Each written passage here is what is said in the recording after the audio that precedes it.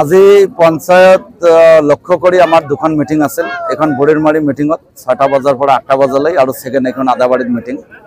যেহেতু আমি ক্যান্ডিডেট দিছো এআইডিএফ দলৰ প্ৰতিনিধি এডভোকেট জেমিমা খন্দকাৰ আৰু কাউন্সিলৰৰ পদত দিছো মফিদুল ইছলাম ডাঙৰীয়াক।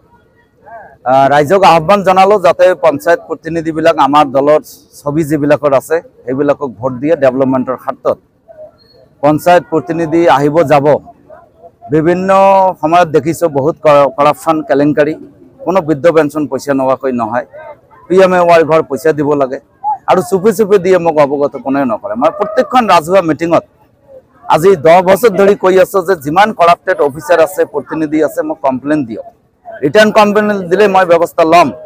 তাৰ পিছতো সমাজত এটা সিস্টেম হৈছে, সেইকাৰণে মই সচেতন ৰাইজক অনুৰোধ কৰিছো এআইডিএফৰ কোনো প্ৰতিনিধিয়ে যদি পইচা খায় মোক ৰাইজে অৱগত কৰিলে পইচাটো ঘূৰি দিম আৰু সেই ঠাইত যাই ৰাইজৰ ওচৰত সেইজন প্ৰতিনিধিৰ বিচাৰ মই কৰিম বুলি প্ৰতিশ্ৰুতি দিলো। ইউডিএফৰ পাৰফৰমেন্স ইনশাআল্লাহ মই যেটো দেখি আছো আমাৰ 4খন জিলা পৰিষদ গৌৰীপুৰ বিশেষকৈ বেচিং জৰুৱা বিলেসীপাড়া এটা সাইড বিলেসীপাড়াত ইমান ভাল নহয়, বেচিং জৰুৱাত বহুত ভাল হ'ব।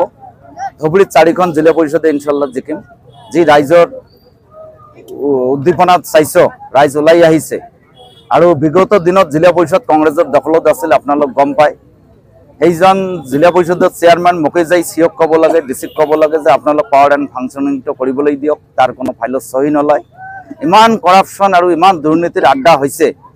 আমাৰ ধুবুৰী জিলাৰ মানুহ একদম বিতৃষ্ণা হৈ এইবাৰ আমাৰ পঞ্চায়তত এআইডিএফৰ মনোনীত প্ৰাৰ্থীক বিপুল ভোটত সকলোকে জিকাব বুলি মোৰ এটা বিশ্বাস। দম্ভালি মাৰিছে যে মই 7 বাৰৰ বিধায়ক, নজৰুল 2 বাৰৰ বিধায়ক, মোৰ হাৰাত মোৰ কোনো চিন নাই। উঠি ৰজা বহি ৰজা হৈছে কংগ্ৰেছৰ দিনত 15 বছৰ কেবিনেট মন্ত্ৰী থাকি মাইনৰিটিৰ পক্ষত এটাও মাত নামতা এইজন নিমাতি কইনা যদি এনেকুৱাকৈ কৈছে তেখেতে কিয় আকৌ মিটিং কৰিব নোৱাৰে। নিজৰ হোম ডিস্ট্ৰিক্টত যদি তেখেতে পিটন খায় পাব্লিকৰ, ইয়াত জোতা দি ঢেলি হ'ব। আলিগড় মিয়া কি কৈছিল আপোনালোকৰ সাক্ষাৎকাৰত মিডিয়াত কৈছিল যে নীলাস তেখেতে আহি মোৰ ঘৰত ভাত খাইছে, তাততো বেটাৰী কোবাইছে, মই তাক নাঙত কৰি পিঠাম ৰাস্তাত আৰু 30 লাখ টকা মই ল'ম। টিকিট দিয়াৰ নামত যিবিলাক কেলেংকাৰী উঠিছে এইবিলাক তেখেতে খণ্ডন কৰক, তেখেতৰ উচিত।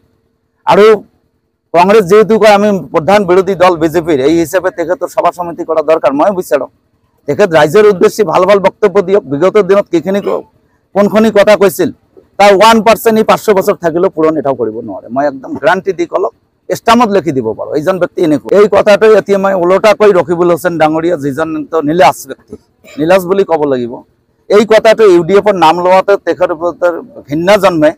এই কথাটো না ভাবি তেখেতে যদি ভাবিলে হয় 85 বছৰৰ এটা পুৰণীয়া দল বিজেপিৰ ওচৰত আত্মসমৰ্পণ কৰিল, 259টা আঞ্চলিক পঞ্চায়তৰ সদস্য আনকণ্টেড জিকিল, জিলা পৰিষদৰ 37টা কেণ্ডিডেট জিকিল, কেই হাজাৰ মান ওয়াৰ্ড মেম্বাৰ জিকিল। সেইজন ব্যক্তিৰ কথা কোৱাৰ অধিকাৰ আছে। ইউডিএফক সমালোচনা কৰাৰ আগত কংগ্ৰেছৰ কি অৱস্থা, কংগ্ৰেছ ক'ত আপাৰ অসমত যাব পাৰে, মিটিঙতো যাব নোৱাৰে, ৰাজীৱ ভৱনতে আৰু মিডিয়াৰ সন্মুখতে 2-এটা কথা ক'ব, ফিল্ডত দিওঁতে যাব নোৱাৰে।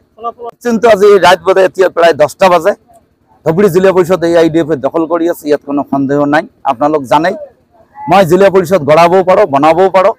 এইবাৰ ইউডিএফৰ 4-5টা যিকোনো ইনশাআল্লাহ জিলা পৰিষদ বনাই দেখাই দিম। ৰকিবুল প্ৰাৰ্থীজনৰ মই নাম ল'ব খোজা নাই, কাৰণ এইজন বহুত কি কওঁ আৰু বেছি ভাষাটো ক'লে বেয়া হৈ যাব।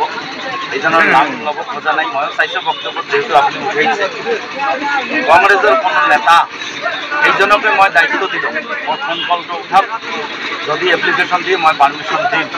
মোৰ ফোন কলত কোনো কংগ্ৰেছ নেতাৰ কোনো 5 বছৰত আছে নেকি।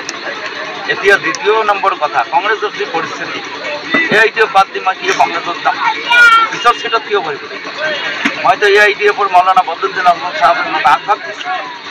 মই সিলেকশন কমিটিৰ মেম্বাৰ থাকোঁ, মই ইলেকশ্যন এলায়েন্স কমিটিৰ মেম্বাৰ থাকোঁ, মই ধুবুৰী জিলাৰ জিলা কমিটিৰ প্ৰেচিডেণ্ট। গোটেইখিনি সুবিধা দিয়াৰ পিছত আমি কমৰ স্বাৰ্থত জাতিৰ স্বাৰ্থত কাম কৰিম বুলি ওলাই আহিছোঁ। যোৱাৰ কোনো প্ৰশ্ন নাই। আৰু মই যেই থকালৈকে কংগ্ৰেছত নাযাওঁ। যদি ইউডিএফ শেষ হৈ যায়, এবলিষ্ট হয়, মই পলিটিক্স নকৰোঁ।